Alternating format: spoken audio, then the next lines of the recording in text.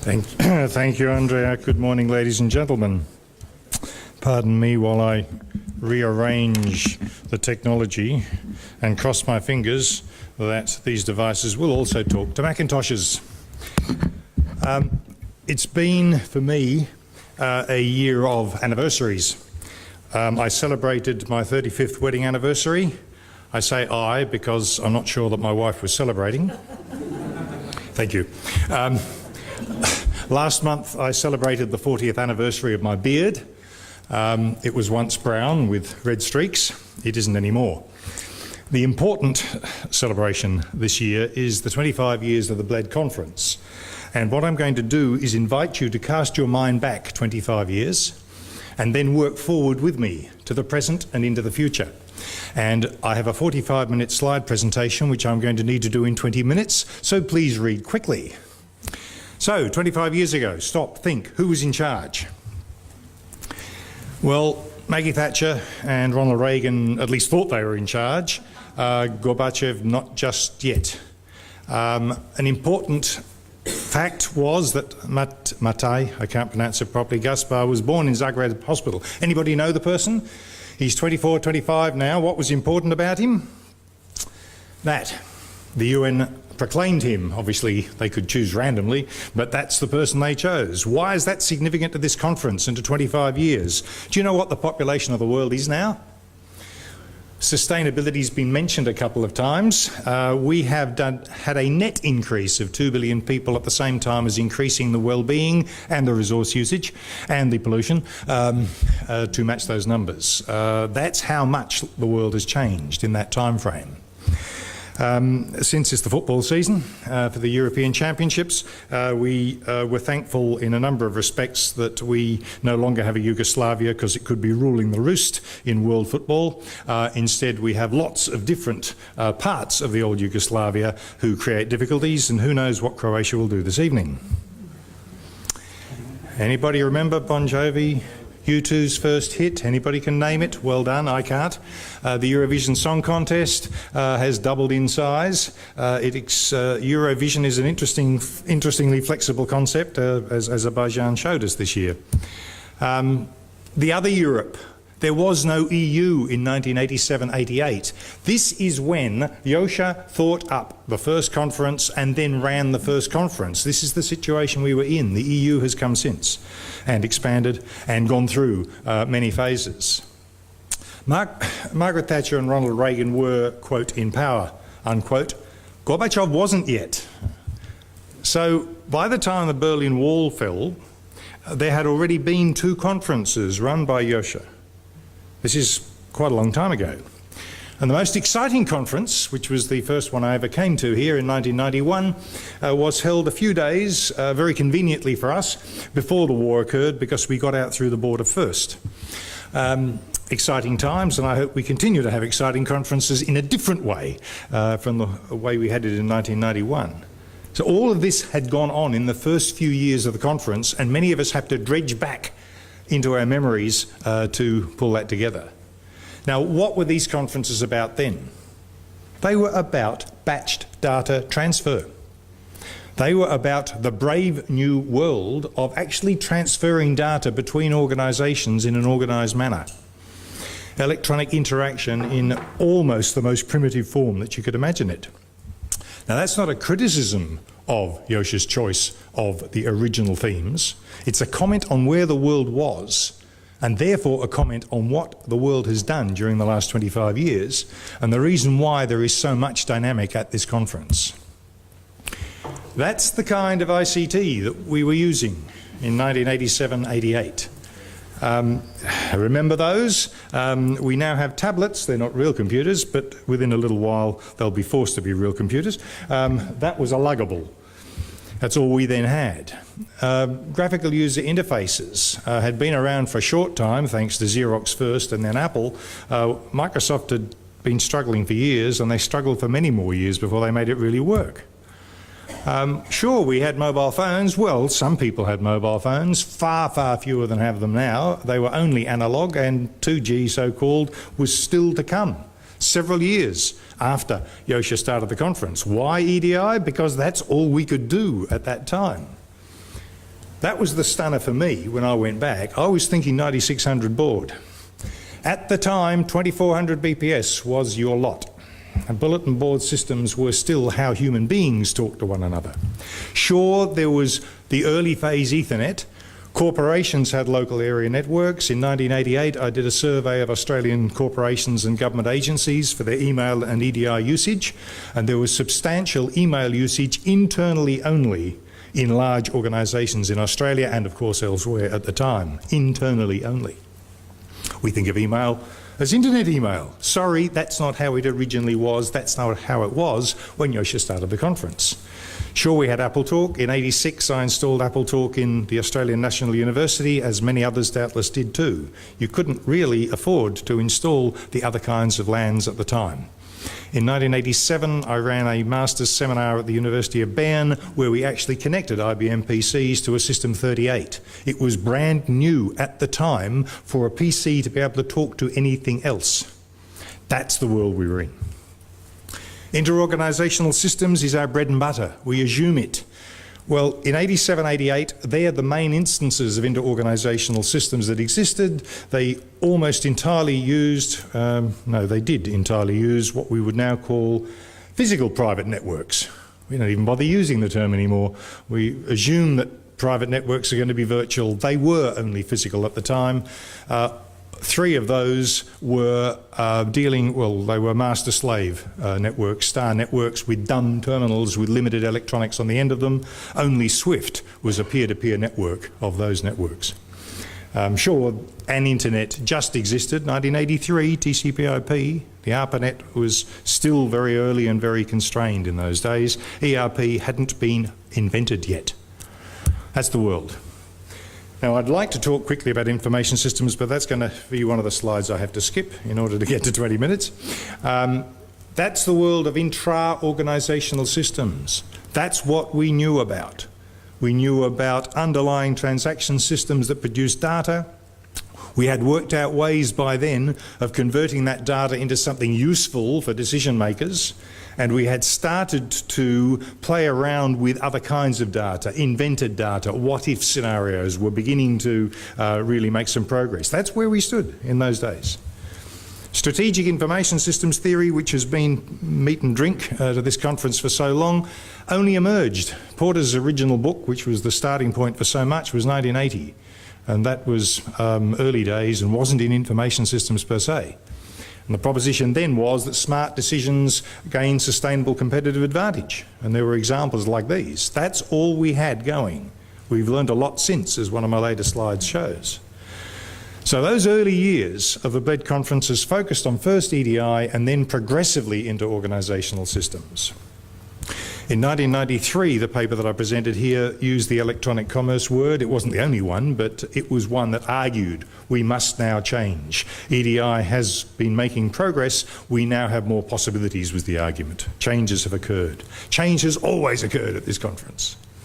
We started out with dumb inter-organisational systems one-to-one. That, of course, went to M2N. We went mad trying to control all these protocols. Of course, we reverted to hub-and-spoke schemes. Initially star networks with dumb terminals. Today we think in terms of client-server and increasingly peer-to-peer. So we got this far in those early years during the course of those first approximately 8 Bled conferences. And at that point, with LANs finally mainstreamed in organisations, with the internet finally at our disposal, we moved on. And we had about a decade in which electronic commerce dominated. For some years I argued we should have changed the word to electronic business earlier than we did in order to be broader than the notion of trading, but we really used the word electronic commerce to cover a great many things during that decade. And then, once again ringing the changes, the conference overall theme was adapted to make it an eConference, everything to do with electronic interaction. And that adaptation, adaptability, movement with the times, reflecting on drivers of change and opportunities that were presented by those drivers of change has been a hallmark in this place throughout its time. We saw new kinds of systems. They got different kinds of names. I preferred to use the term cascading systems for these kinds of things because there's a number of different subcategories. They could not be around in those early years. They had to mature. We had to have underlying capabilities and then the insights to be able to make these things work between organisations. Another one, and this is my term if you've never come across it, but it's been in the literature for a long time, we have had to reflect on the way in which inter-organisational and extra-organisational systems have different characteristics. The way that I always used to depict this was that if the people at the other end don't have a data processing manager, ooh, what an old-fashioned idea, a DP manager. In fact, an IT manager is old. If the people at the other end aren't quite sure whether they've got any technical support, and if they have, where to find it, that is a very different category of system from dealing with a partner that has got an IT department or a well-established outsourcing arrangement for IT support. You've really got to think the things differently. It's not just about user interfaces. So that idea, which originally ATMs and FPOS were the examples when I first wrote that in 1992, now with mobile devices, of course, we are into a whole new field and a dramatically and rapidly changing field. And something else that's happened in the last 5 to 7 years with the Web 2.0 sorts of notions, I use the word syndication, some people use that, some people use other words. In behind that organisational information system that each of us thinks we're dealing with on these machines and these machines, in behind that there's a whole pile of other organisations getting in on the act. Some of them legitimately transferring information across to banks, transferring information across to delivery organisations, and some of them pure marketing, the double clicks of this world, out in the background getting a slice of the action on our devices. A lot more complexity has developed. All of it reflected on at Bled conferences. Strategic IS theory has changed dramatically since those early times. We've discovered it's far more complex and far more worrisome, and I do think that Braw's covered quite a lot of the territory. He had one beautiful point that I'd love to have on that slide if I ever present this one again. But things that we've learned are that it's actually unusual to make a strategically breakthrough decision as a single organisation. It happens, but it's actually unusual. Far more common is that organisations take advantage of a change once it has already occurred. Exploit opportunity is much more common. First movers usually lose. It's an unfortunate fact of life, and it's one of the difficulties in achieving innovation because more and more people realise that they're taking big risks and that more often than not they'll be swamped by somebody who comes along second doing it just a little bit smarter or marketing better. In a lot of contexts, strategic and competitive are not the same thing. Many such circumstances, public sector obviously, but there's a very large third, fourth and fifth sectors of the economy where competition isn't the primary driving force. And indeed, within industry, collaboration has emerged stronger and stronger over the last 15 or so years, strategic partnerships, common infrastructure and the like. So there's a huge amount that we've learnt, and again, we have reflected that in so many panels, workshops and papers in this conference. So we had a middle period of the Bled eConference in which we had misspelt service providers who were doing lots of creative things. Lots of those were successful. And then, of course, some overreach occurred, investors did silly things, and we had a bust around 2000, but not for this conference. There was still just so much that needed studying, so much that was there as an opportunity for us as researchers to get out and understand. So we didn't slow down, even if some ISPs did. And they're the sorts of themes we did during that period. So much of it associated with organisations and what they could do, but just easing towards a bit more than just organisations. You see things like e-household and e-democracy starting to creep in during that phase. And then during what I'd call the mature period, the recent and current period, there's been focus on things other than just organisational applications and internationalisation. So information society and e-everything were harbingers of change, but we are talking about all aspects of electronic interaction, and I don't think I need to spend any more time on that because I do believe Braw covered a lot of those points very nicely, thank you. This is the phase that we've got to get into, an understanding of interaction between individuals, groups and organisations to the benefit of all of them in win-win environments. We said that how many years ago, Broad, did you say on that slide? Win-win has been around since 2000 or 1988 or something. We have got to get there, and organisations are increasingly appreciating that. So we saw a rather different set of themes emerge during this last decade. A few words about the conference and its organisation are really important here. There has always been a vital industry stream component to this conference of various kinds. There's been business meetings held here always over the years. It's lovely to see Georg Gottschlich back again. His was an excellent example of it. Customs was the particular field. This wasn't the only series of meetings that occurred, but it was one of the important ones. Bled was a locus for that community to work in, and both sides leveraged off one another, your community with all of the other ones and vice versa. Critical, I believe, in the early years and subsequently was supporters who had strong reputations. Why did I first come to Bled? Why did many of us first come to Bled? Because Yosha clapped us on the shoulder at a conference and said, Roger, I've got this wonderful conference in a wonderful location, you must come. Originally, this was 1991, I said, Yosha, why would I go behind the Iron Curtain to go to a conference? Well, Roger, it's because you know Doug Fogel, don't you? And you know Milt Jenkins. I said, well, I've met Doug, but I use Milt Jenkins' papers when I teach master's students, but no, I've never met Milt. Well, you will when you come to Bled, he said. Those sorts of things were very important to us, and it continues to be the case that the long-standing friends in the organisation with reputations continue to spread the word. And of course the research stream has grown up and developed its own reputation and rolls on from year to year. But I must underline the importance of the conference leadership, because the faculty has been behind this throughout. Indeed, the university, the rector is here this morning, here this morning. That has been crucial. The commitment of successive members of staff, both academic staff, general staff and students of that faculty has been crucial to this conference and continues to be so. Thank you, everybody.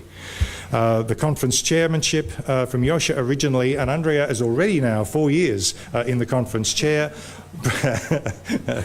She's a really young woman, really. But the consistency and continuity that is brought is then complemented by the way in which successive research stream chairs bring freshness, bring diversity, sense changes, listen to and sample amongst the community here in order to work out what directions we should be moving in next. And pens were scribbling, well, maybe on screens. Keyboards were tapping as Broad was coming up with several of the extra threads that he believes we need to have in this conference in the next few years. The contributions from this conference are enormous. There's more than 1,000 papers that have come out.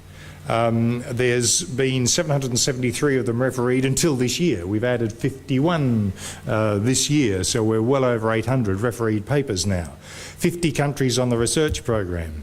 On average, on each research stream program, 17 countries. And astonishingly, I've just done a quick count this morning, and I think it's 17 countries, right on average, on the research program alone, leaving aside the panels and industry stream activities. And many of them are not the mainstream ESIS academic conference kinds of clusters of authors. There's often a consultant scattered through. There's a lot of international teams involved. And that's one of the great strengths here. This year we've done a special section looking over the 24 conferences held to date. There will be a stream, one stream of the conference dedicated to that. There are 9 papers involved in it, and it's complemented by a session by the IFIP WC 8.4 working group. This will look at trends and challenges. In all cases, we're looking backwards in order to look forwards. We're not interested in the past for its own sake. We want to learn from it. Very briefly, yes, it must be very briefly, there's been a range of themes that are plucked out in a paper that I've put in this set of proceedings. They have not largely been about technology as the primary focus.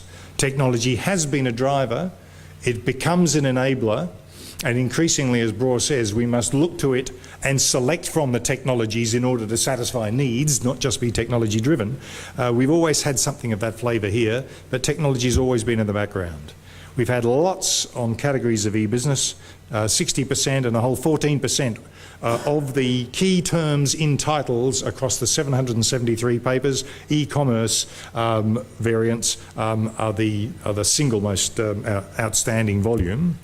We've had a range of corporate perspectives that have matched those kinds of e-business, a lot of it tending towards the strategic. And then we have had areas in which particular research topics, coming from an academic perspective, have dominated the wordings. But I'm pleased to say not dominated the count. We have academic interests here, but within an applied real-world instrumentalist context, we're trying to achieve something at this conference. There's a special section which you will no doubt be enjoying on your machines.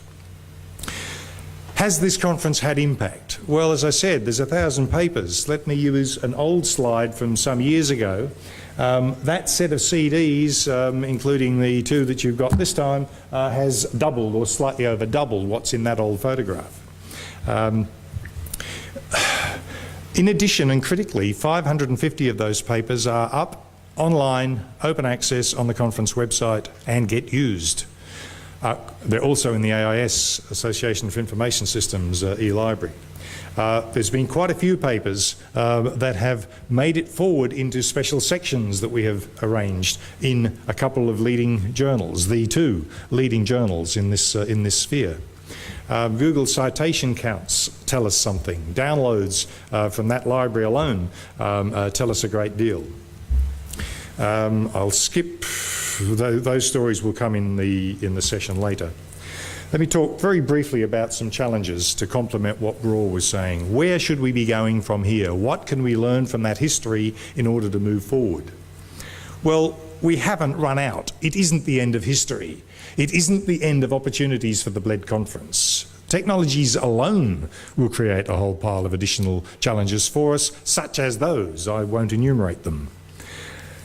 Critically, however, it's e-technology as it is used by organisations and people, which is what we need to understand, what we need to contribute to. And it's much more these kinds of things that I believe are going to need to be our focus. And I think I'd like to see personally a lot more on the politics of e-technologies and their use, because there are some very severe challenges that face us. We have underplayed the social importance over the years. It's not been missing, but it's been underplayed at this conference, I believe. We've also seen a serious risk of corporate and government interests getting control of the agenda, of governments and particularly the ITU, International Telecommunications Union these days, I think they renamed themselves, would like a much more controlled and structured internet. And there's a variety of parties who would like that. For censorship reasons, censorship writ in the most broad terms imaginable, including, unfortunately, IP censorship. We need to, I believe, have much more discussion about the politics aspects here than we've had in the past.